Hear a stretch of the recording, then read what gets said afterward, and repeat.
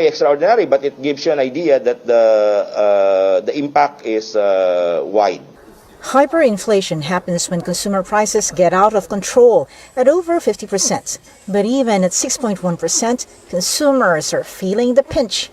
In-expect natin talaga na bumababa yung ating purchasing power peso. So, tama ka dito sa report natin, 0.87 na lang, means that sa June 2022, yung ating piso ay parang worth na lang 87 centavos. Kulang talaga, as in. Kaya lang walang magagawa, di ba? Lahat mahal. Pagkain, etong ganito, bigas, ulam, lahat. Gas, lalo-lalo na ang gas. Prices in the provinces have been moving at a pace faster than in Metro Manila. In Cordillera, where Ifugao farmers complain about rotting carrots and cabbage they are not able to sell even at bargain prices, expensive oil and higher fertilizer costs hurt the highland farmers. Para sa akin yung presyo dito mahal, pero sa Pangasinan kasi mas mura siya, mas fresh din. Central Luzon, the Philippines rice granary, faces rice inflation, while Metro Manila saw a decline in the price of the grain. Statisticians say that's because of the rice variety, with Central Luzon producing regular milled rice. Helped by the rice tariffication law, the city capital enjoys a cheaper variety of the staple grain, special rice, which is imported. Lois Calderon, CNN, Philippines. A directive from President Bongbong Marcos to agriculture officials: do what you can to soften the impact of the unfolding food crisis. The Marcos administration targets to lower rice prices by increasing production, but experts say for that to happen, the Agriculture Department should begin pouring billions of pesos more in subsidies to boost local farm yields. Melissa Lopez has more. President Ferdinand Marcos Jr. stressed the need to keep food prices low and the local supply stable. We have to think very hard about making sure that people have sufficient food, number one, at the price that they can afford. The new administration borrowed targets set by former Secretary William Dar and inspired by a program implemented by former President Ferdinand E. Marcos, targeting bountiful harvests of as much as 200 sacks of rice per hectare. Under the Masagana 200 program, farmers planting hybrid rice are expected to yield 10 tons per hectare and make a 70,000 peso profit. Current production is at 4.2 tons per hectare. Yung sinasabi niyang Masagana 150, ang target mo is 7 tons per hectare. Sa ngayon, imposible siyang mangyari unless maganda yung makukuha mong seeds and then talagang bugbog sa support ang rice farmers. Magsisimula yun pag maganda yung inputs mo. And unfortunately, sa ngayon, marami talagang laganap yung fake fertilizers. The Samahang Industriya ng Agrikultura laments the proliferation of fake or substandard fertilizers which do not have the proper level of chemicals needed to enrich rice production. The group says it is preparing complaints before the DA. Food Security Advisor Manny Piñol has another suggestion. Saan ba yung merong excess production sa rice? Saan ba yung capable producing more chicken? And then we come up with a logistical arrangement or network. It all boils down to funding. Taniman ngayon, so kailangan ng farmers murang fertilizer. Sobrang mahal ng fertilizer ngayon. So, ang immediate na pwedeng magawa is subsidize o bigyan ng discount ang mga farmers para they can buy more fertilizers. The DA was allotted 102 billion pesos for 2022, just 2% of the national budget. Sinag says it should be doubled to hit at least 5% of total funding. The president also wants a long-term plan for agriculture development. But how do experts define success? That's how we measure success. Mapababa mo yung cost of production at mapababa yung presyo. Ultimately, mababa presyo sa palengke. Melissa Lopez, CNN Philippines.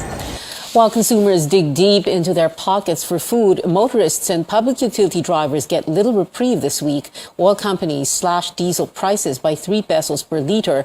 Kerosene, which many households use, will have an even bigger price cut at 3 pesos and 40 centavos per liter, while gasoline prices are steady.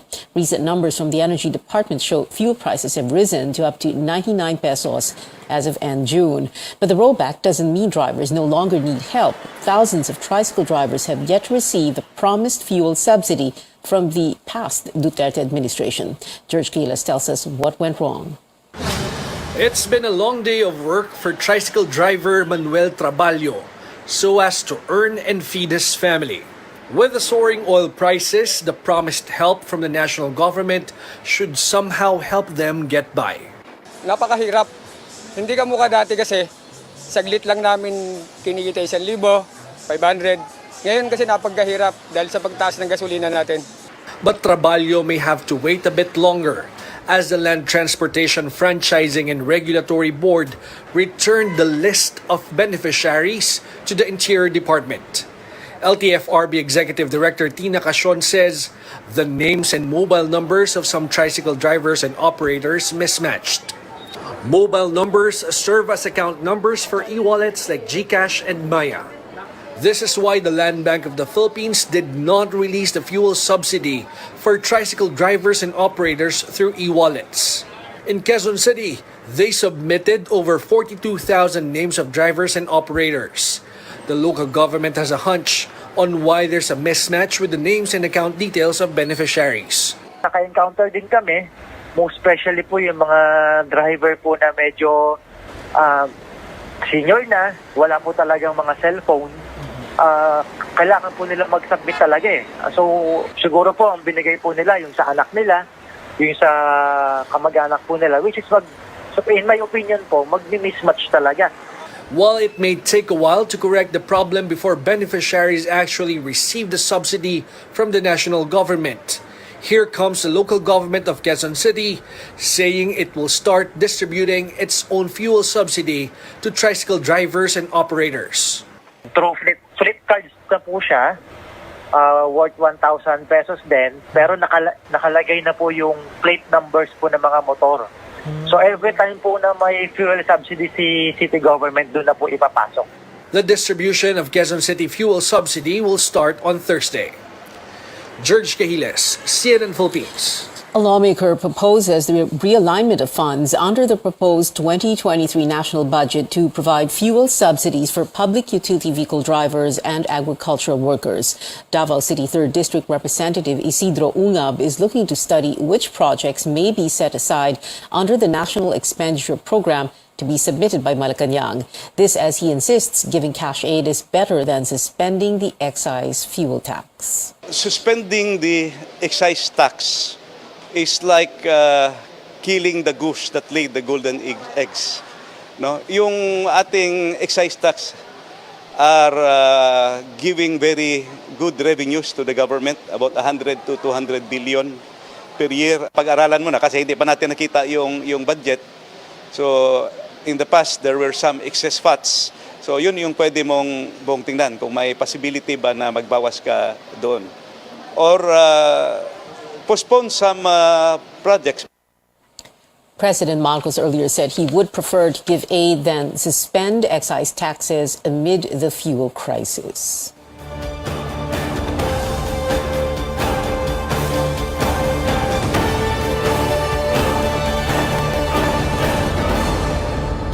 President Marcos holds his first cabinet meeting 5 days after taking office. The Marcos portfolio is still incomplete with 6 key positions waiting to be filled. Let's bring Rex Remedia live from Malacanang for the details. Rex, what is the focus of the meeting? Well, first, economy, second, education, and third, food security. The economic team first presented an outlook of the economy. Vice President and Education Secretary Sara Duterte then gave her ideas on how will be the implementation of the full face-to-face classes will be next semester. President Marcos also gave a background on what will be his general directives to agriculture officials are to ensure food security. The president himself admitted they were not able to cover everything after they met for 4 hours. That's why he and his cabinet are planning to meet twice to thrice a week. In his first press briefing as president, he emphasized the importance of making sure there's enough food supply at affordable prices. He is concerned about rising food prices, saying that many factors are out of their control. Although he says the country has enough food supply, the chief executive says they're still preparing for possible food shortages and higher prices.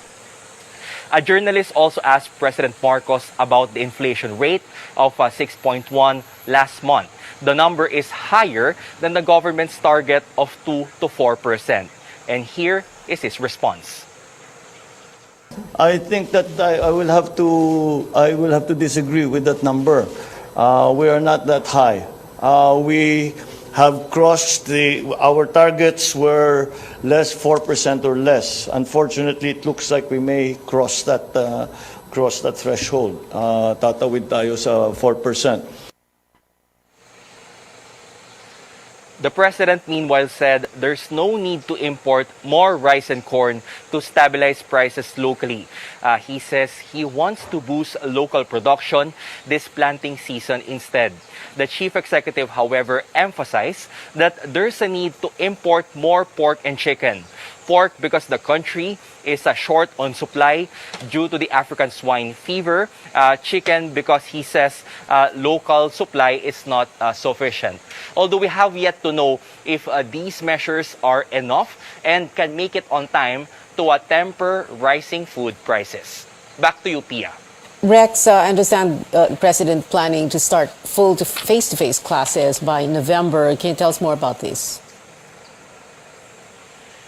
Well, President Marcos says that Vice President Duterte announced during the cabinet meeting that she seeks to implement the resumption of full face-to-face classes by November. And this will be the first time that full face-to-face classes will be held since the pandemic began in March 2020.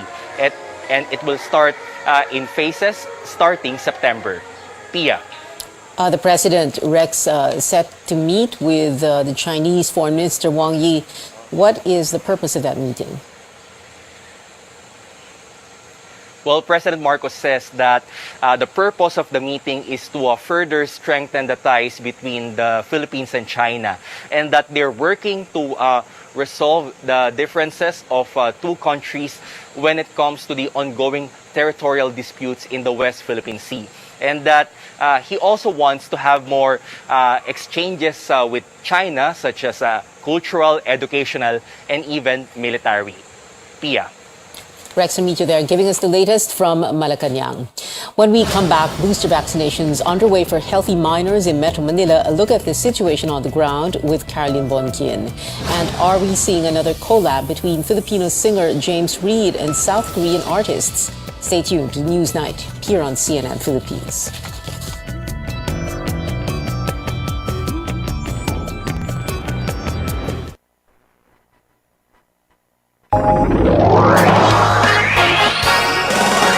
RPN DXKP Pagadian, ang inyong Radyo Ronda. RPN Radio Philippines Network. Radio Philippines Network. Live to the world, pinaagi sa FB page, karon mag-download na. Pinaagi sa Google Play o Apple Store, YouTube o Twitter. Alang sa mas ipakuskan ng mga balita, komentaryo, kasayuran o kalingawan. Ang mas ipakuskan ng inyong Radyo Ronda. Member, kapisanan ng mga broadcaster ng Pilipinas.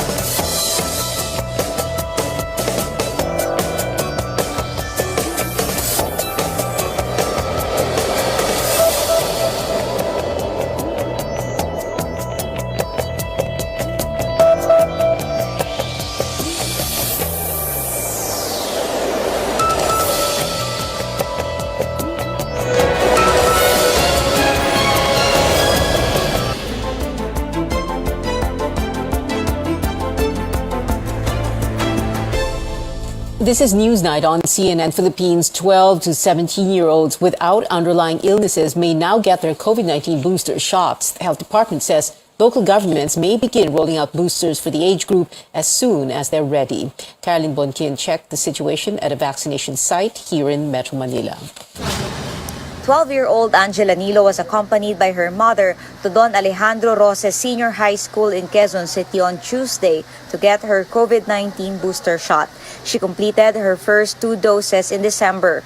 Of course, I don't only think about myself, I think about my parents, you, and the rest of the people in this country that could be put at stake. Quezon City started giving out boosters to 12 to 17-year-olds on July 1st. Walk-ins are allowed as long as they present birth certificate, parent and vaccinee's IDs, and a medical certificate if one has existing illness. They should also be fully vaccinated for a minimum of 5 months. The first week of providing booster shots here is not as busy as when the kids got their first and second doses. 5 months din kasi ma'am ang interval between the primary and the second and the first booster. So it might be a factor po. Most of the vaccinees in the morning are age 5 to 11, many of them completing 2 doses. Inoculating this age group has been lagging. Of the 10.9 million target, Health Department's data show 6 million eligible children under 12 are still unvaccinated nationwide. According to some parents whose children have just completed their vaccines, they chose to wait. Hesitant po ako to do the vaccine, but then just because may nakita naman po ako na close to us, na medyo okay po, parang for ano na rin po na effective naman yung vaccine. So, I decided. Pag mag-face-to-face, kailangan din fully vaccinated. Saka sasakit din. A doctor in charge of vaccination in Quezon City says she hopes the Education Department will help encourage more students to get inoculated. While not mandatory, she says being vaccinated will help protect students, especially with COVID-19 cases on the rise again. Because pag nagkaroon po ng infection within the family, lahat damay eh. So dapat yung 5 to 11 is also protected. Booster shots for adolescents in Quezon City will be given in malls beginning Thursday. Health officers are hoping this will encourage more parents and teenagers to get the additional dose. Caroline Bonquin, CNN Philippines.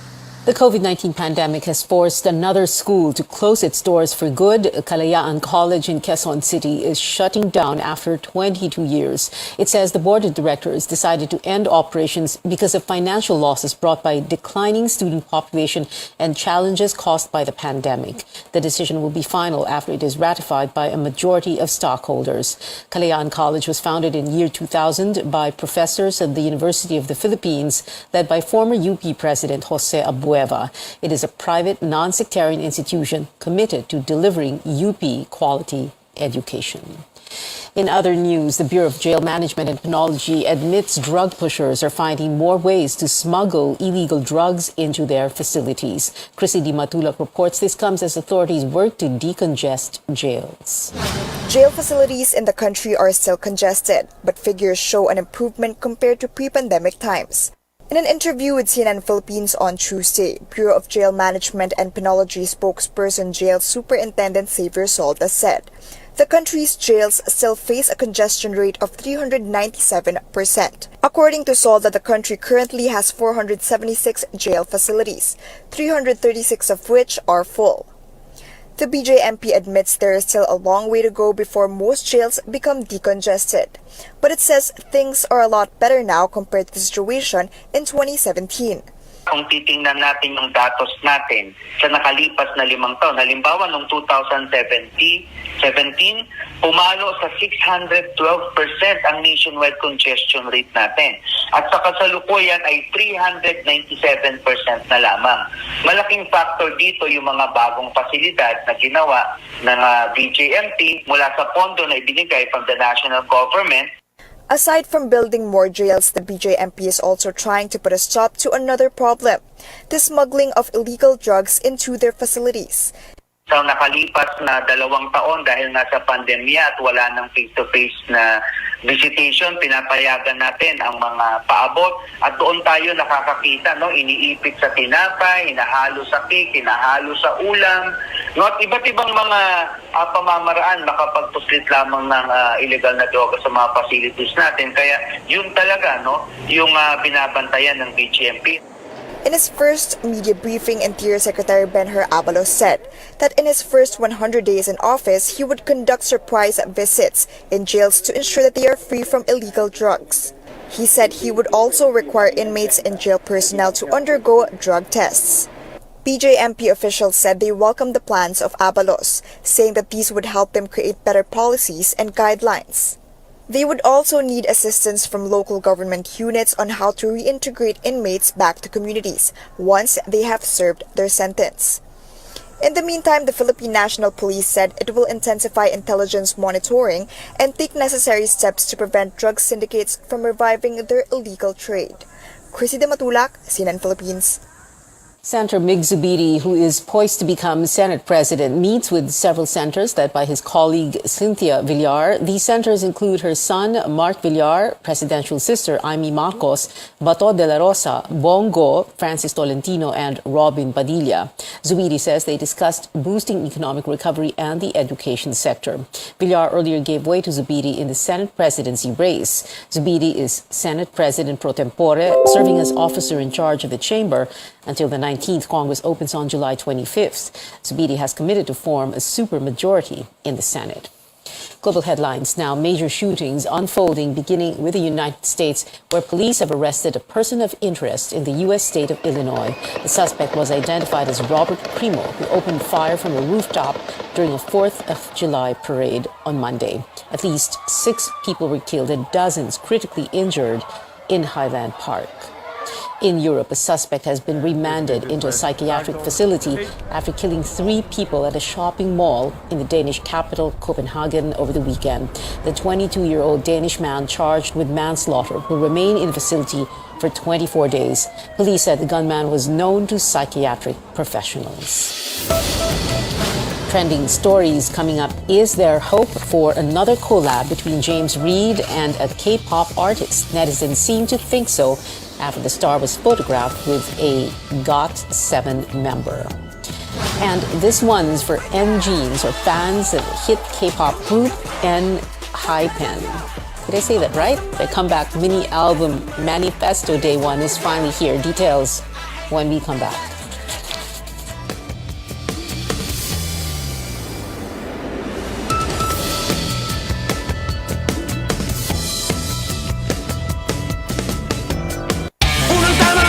Ang galing, ang sarap, nalalagab lang. Sarap ulitin, susulitin ikaw. Ito ang tama. Homosexual, ito ang tama.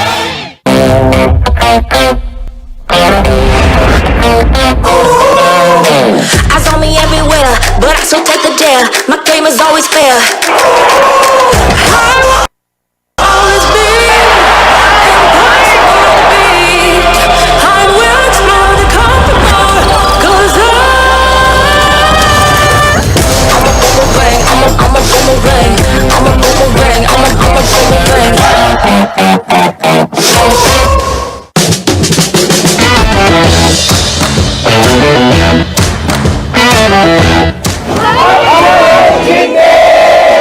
Tonight, we are celebrating all things gin. People are going back to bars after a long hiatus, are in for an exciting and unique experience with the Gin Bar Crawl Challenge. Gin lovers are invited to try specially concocted signature drinks made with Ginebra San Miguel gin products at any of the 30 partner establishments nationwide.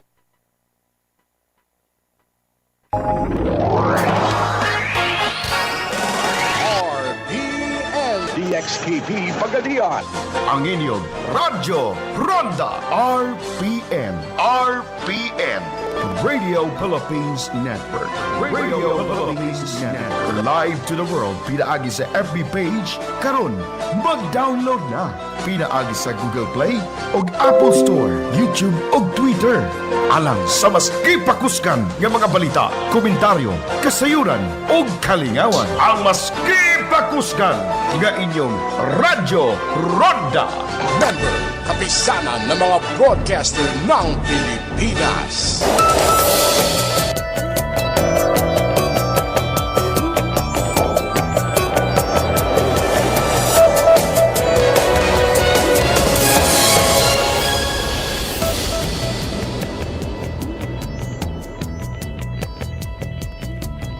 Welcome back. Sports news first. The Philippine football team is off to a great start in this year's AFF Women's Championship. The Filipinas scored a phenomenal upset against world number 12 Australia last night at the Rizal Memorial Stadium in Manila. Sabrina Bolton made the breakthrough goal for the team for the 1-0 victory.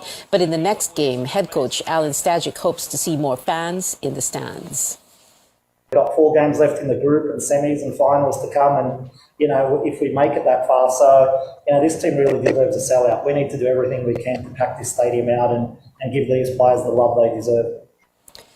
The Filipinas are playing against Singapore tomorrow at 7 p.m. Netizens are speculating another K-pop collaboration from James Reid soon, with recent social media posts showing the Pinoy singer with big names in the industry, James, and actress Liza Soberano, who is now under Reid's agency Careless Music, were spotted visiting Starship Entertainment. The Korean music label launched popular groups like IVE and Monster X. A friend also posted a photograph of Reid with Bam Bam of GOT7. Reid has worked with another member of the boy group before, releasing Hello with JB back in March. And taking over Twitter trends, a new record and music video from K-pop sensation ENHYPEN. The K-pop group dropped its 6-track mini-album Manifesto Day 1 yesterday. A music video for the lead single Future Perfect, Pass the Mic, was also released. Now it has over 5 million views on YouTube. Take a look.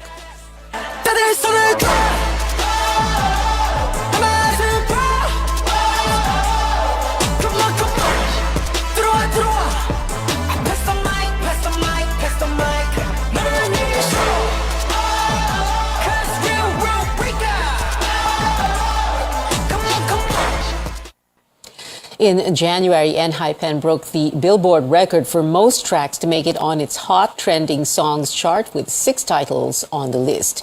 And that is it for now. Join me again on News.ph at 7 p.m. I'm Pia Ontiveros for Newsnight, where we go above and beyond the headlines.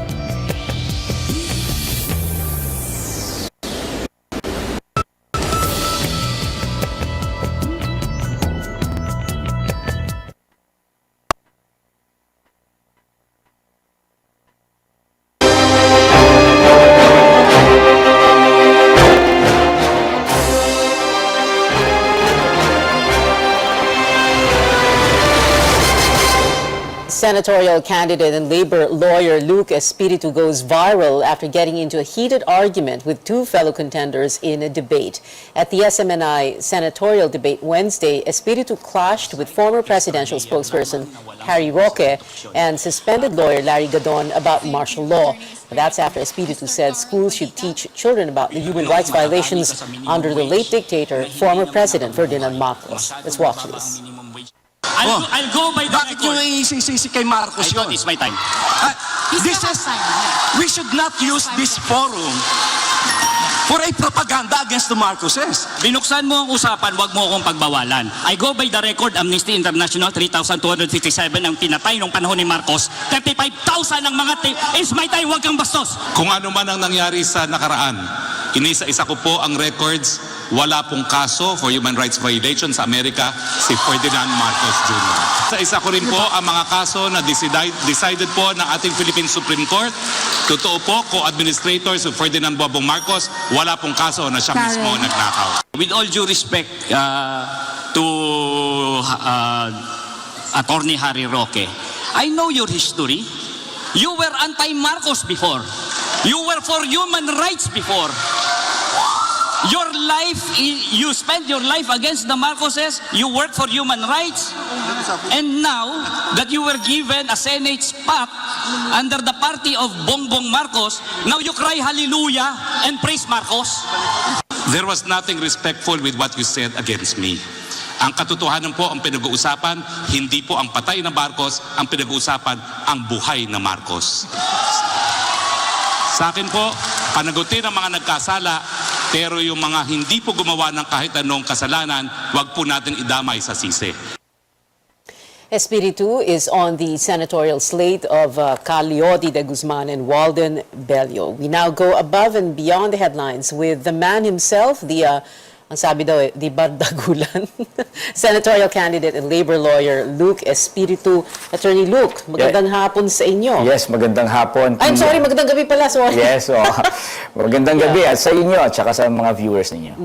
Okay, so bardagulan daw. You are our in a very long time, our first studio guest, emphasis on studio, dahil nga alert level 1, no? Pero, alam mo, chinek ko yung Twitter mo So, kagabi daw, mga 2,000, no? Followers mo. I actually, I'm not sure because the Twitter is handled by my team. Okay. But of course, in consultation with me. Okay, FYI, 17,800. As of 10 minutes ago. Yeah, I heard, Oo, pero ang kailangan mo, hindi Twitter followers, kundi boto. Tama? Yes, we need votes and we need supporters and we need to create a movement against all of these lies that are going around. A movement against all these lies. Okay, let's talk about last night's debate, no? So, meron kang sinabi after parang kulang pa ang bakbakan, gustong-gusto mong parang gigil na gigil ka at sabi sana marami pang encuentro with sina attorneys Gadon and Roque. Because we need to expose these people. They are peddling lies about this chapter in our nation's history, which is the darkest chapter. And you know, it is really difficult if our new generation of Filipinos are learning these lies and imbibing the values of the regime of Marcos. Kasi yung regime na yan na hindi rumirespeto sa human rights at gino-glorify ang authoritarian rule. And if we have that as values, kawawa naman ang ating lipunan. You didn't mince any words last night, no? Like, as we showed, wag kang bastos, and then you were telling Harry na, you're singing hallelujah to the Marcoses now. Ano to, Attorney Luke, parang nothing to lose, just dish it all out. It was not intended, although I think it's bound to happen. If you put the three of us in a room, it's bound to happen that we're going to argue, but it was never intended. I was triggered by the comment of Larry Gadon to a question about juvenile or children in conflict with the law. And he inserted a comment about priests teaching children about the evils of the Marcos regime. So it was a debate. And if it was a debate, you should be ready to refute that point. To do a rebuttal. And I was doing that when he interrupted me. Kung hindi niya ako in-interrupt, hindi naman ganun ka acrimonious ang exchange. But he did So I had to stand my ground. And then Harry Roque came to his defense, and I also have to answer Harry Roque. So that's what happened. If he did not insert that comment, I would just have answered the questions that were thrown to us by the panel. Okay. Meron ka ring sinabi kagabi, no? Medyo nakaka-nervous kasi when someone, politiko, kandidato, or lawmaker, the minute you say, with all due respect, parang hindi totoo parang bardagulan na talaga. That's what we do in court. Because for me, our training as lawyers, if we may argue, and then heatedly, but then after that, we call ourselves pañero. And that's actually how we address each other, with all due respect. That's genuine. Because I'm not against you personally. That's our training as lawyers. But you are against what they say. What they represent. What they represent. And we could have a heated argument, but later on, we could call ourselves pañero, no problem. Okay. Let's talk very briefly about your background. So you went to, you're born in Bacolod, so you went to school, the first few years of grade school in Bacolod. Yes. And then lumipat kayo dito na Manila, La Salle Grade School, Ateneo High School, Ateneo College, Ateneo Law School. Law School, Yes. no? And then, so college 97, 2002. Law school. Law school. Yes. Okay. Talk to us about that first. And, because syempre people are wondering, parang you seem to have had a privileged upbringing. Those are the words that were used on social media. And it's not hindi naman siya, it's not criticism of you. It's an observation. Parang privileged upbringing, privileged background. And then you end up here as a labor lawyer. Tell us what happened. Actually, my life is a contradiction. Okay, we were not wealthy. My father was also a lawyer, but he has to raise 7 children. Wow. He was Okay. Seven. You are number children. what? I'm the youngest. Okay. And hindi naman kami ganun kayaman. Professional lang ang tatay ko. At ang mga kaibigan ko ay, simula pa nung bata ako, ay yung mga kapitbahay namin sa kanto. And tapos naging religious pa ako, naging katikista. Therefore, talagang ang nakakasalamuha ko talaga ay yung mga nasa underprivileged ng ating lipunan. And you talk to anyone who knows me, hindi ako privileged. At talagang masang-masa ang aking lifestyle. In fact, matatawa sila pag sinabi niyong privileged ako. Doon lang ako nag-Amerikana sa SMNIA. Ganon. Okay. Yes, but if you really knew me and saw me on the street, talagang masa, napagkakamalan nga ako Kahit lawyer na, napagkakamalan tayong marami na, taxi driver, taga-ayos ng aircon. No one will say na elite ako. And that contradiction is what really contributed to what I'm doing right now. Because although my father is a lawyer, then that also qualifies us as middle class. Therefore, I could afford, or my father could afford to send me to Ateneo. Pero yung kultura ko naman, masa. Manggagawa naman. Ang nakakasalamuha ko, masa at manggagawa. Therefore, fusing the two, then my intellectual development will only lead me towards the workers. So when you were in school, for example, Ateneo College, I went to Ateneo also, so you would hang out where? And then with who? What were your school orgs? My friends were scholars in the Ateneo. Okay. Because the Ateneo, even from sa high school until college, maraming scholars yan Yun ang mga kaibigan ko. Yung mga binigyan ng free tuition sa Ateneo, and they were deserving students from the public schools. So you would see kung ano yung aking kultura. Kultura ko talaga, masa. And then, in the Ateneo, wala namang aktivismo at the time. But I was born in the Marcos era. So I was politicized at the time. My father was involved in a case, extrajudicial killing in Kabangkalan, Mayor Pablo Sola. That was a case What do you involved in a case? He prosecuted the landlord who was accused of killing the tenant farmers in Kabangkalan. And growing up, those are the things that you see, you hear. And the priests in Bacolod were all activist priests. So I was pretty much politicized even when I was young. Pero walang aktivismo nung college ako until kasi bumagsak yung Soviet Union at the time. It was a time na medyo humihina ang aktivismo sa mga schools. So until law school yan. And then the Gloria Arroyo became president, and I could not accept that. And then that was the time na I was reaching out to different groups until I was so-called discovered by San Lakas. Discovered. Yes. Yeah. But you could have, as a lawyer, you could have gone corporate. You were with, what is it, IBM? Chavez Miranda Aseocho, the law firm founded by former Solicitor General Frank Chavez. Yes. I joined them in 2004 until 2008, and the reason why I left was because I told Frank Chavez when I was alive, I'm going to join the revolution. Yes, and which revolution? Which one? 2008. Well, that was just a matter of speaking, but I'm going to join the mass movement, which will be. So, kumbaga dun talaga yung puso mo na you wanted to be on the labor front lines and picket lines, ganun. Yes, at heart I'm an activist. Okay. What is it? We're going to have to take a quick break. Do we need to take a break right now? Yeah.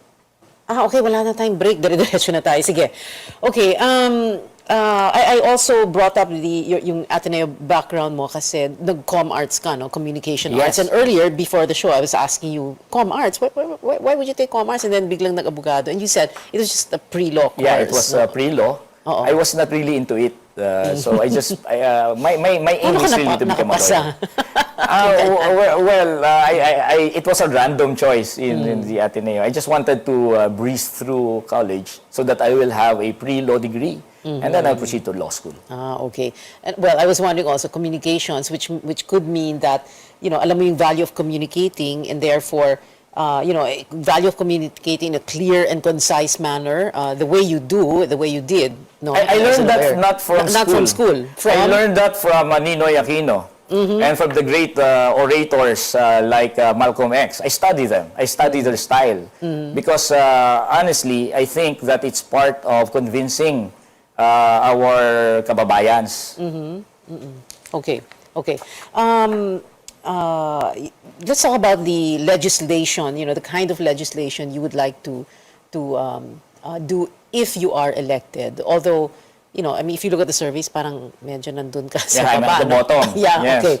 But, kapag nakita mo yung listahan na yon, syempre isipin ng tae, kaya pala ninenervous yung mga negosyante at mga negosyo sa kanya, kung quote-unquote, kung ano-anong naisip niya, no? The question here is, what's good for business and businessmen doon sa mga gusto mo mangyari, di ba? Like, you don't want any more, yung mga manpower agencies. Manpower agencies. Yes. It's not bad for them. It's not bad for them because the manpower agencies are useless. They are parasites. They don't have any purpose or importance in doing business. They are just another layer created in order for our companies and establishments to deny employer and employee relationships. We will do away with the manpower agencies, business will go on. And imagine in utopia, okay? You hire a worker and then you give 10% on top of their salary to the manpower agency. You actually spend more for each worker. So for every worker you hire and pay 537 pesos. That's at least based on the DOLE regulations, based on Department Order 174. The manpower agency will get 10% equivalent of 537. That's 53.7 more that you pay for every worker because you have to pay the manpower agency. And I'm talking about the minimum. Others charge 12%. So why do they do that? Why would they spend more? But when the worker, organizes a union and proposes CBA, hindi nga nila nakukuha yung 53.7 pesos increase a day. Ang mga binibigay lang ng mga establishments natin ay minsan piso, 2 piso, 10 piso, malaki na. But they're willing to spend 53.7. Yeah. Calyodi brought it up also during the debate, 750 pesos minimum wage. Do you think that's even possible? Is that something that businessmen, big business will want to do? Yes, because the salaries are really way below cost of living. And ideally, you pay your worker the cost of living. That's how the system works. You pay your workers anything that is necessary for the worker to be able to work the next day, meaning to say everything, food and electricity, anything that is necessary for that, that's what you pay the worker. And the excess of that is your profit. So, if you pay the worker his cost of living, meaning to say your profit is still secured. But the problem is, we pay the workers here in our country below his cost of living. Secretary Pernia already said that for a worker to be able to survive, he has to earn 42,000 pesos a month. That's 1,615 a day. And if you give 537, that's only, what, 1/3 or less than 1/3 of his cost of living. 750 is not even equivalent to the cost of living. Medyo discount pa nga eh. Because our formulation is give the worker 750, then we will have to look for policies to reduce the cost of living. Meaning to say, para hindi na gumastos yung mga negosyante, pababain natin yung kuryente, pababain natin yung tubig. Naku, ang daming aaray dyan. At actually, matutuwa ang negosyante dapat dyan. Kasi part ng cost of production niya, kuryente. Di ba? Ang taas-taas ng cost of production niya, dahil ang taas-taas ng kuryente, number 1 tayo sa pinakamahal na kuryente sa Pilipinas. Dapat, pagka yan ang programa natin, pababain natin ang kuryente para ang mga manggagawa naman natin ay mabuhay at mabumaba ang kanilang cost of living. Equivalent rin yun sa pagbaba ng cost of production ng mga negosyante. Baka ang umaray naman doon, yung kumpanya ng kuryente, yung... Ay, dapat lang, alam mo, sobra-sobra tubong lugaw yung kita nila. I also represented, the watchdog Freedom from Debt Coalition in the ERC. Ang laki-laki na kinikita nila, guaranteed, na return on rate base. Hindi sila aray dapat doon. Like for example, kumikita ka halimbawa ng 10 million sa isang negosyo mo, babawasan mo yung 10 million ng 2 million, mayroon ka pa rin 8 million, binawasan mo ng 2 million, hindi ka na ba magninegosyo nun? May 8 million ka pa nga eh. Konting bawas lang para naman medyo makatarungan naman ang ating sistema dito.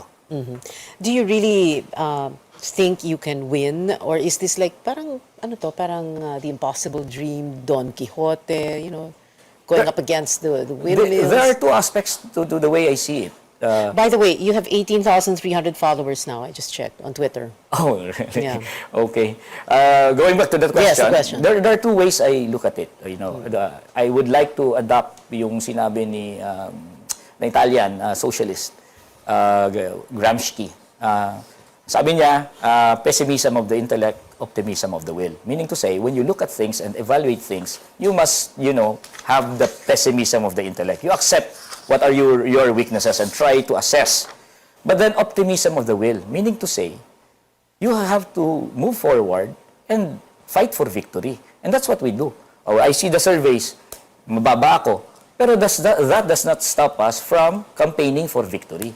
Mm-hmm. Now, whatever is the result, and then it will just be a step for us for further victory. We will never stop until we win. Attorney Luke Espiritu, who took the internet by storm since last night, and now 18,300 ba? 18,300 followers on Twitter. Thank you so much for being with us. Maraming salamat. Maraming salamat. This Sunday, yet no other candidate seeking a Senate seat. 3 former officials of the Duterte administration will take part in our 7th CNN Philippines Senatorial Forum. Former Presidential Anti-Corruption Commission Chairman Greco Belgica, former Chief Presidential Legal Counsel Salvador Panelo, and former presidential spokesperson Harry Roque will answer issues facing the nation. Watch them side by side as they bear their platforms and stances on various matters. That's happening.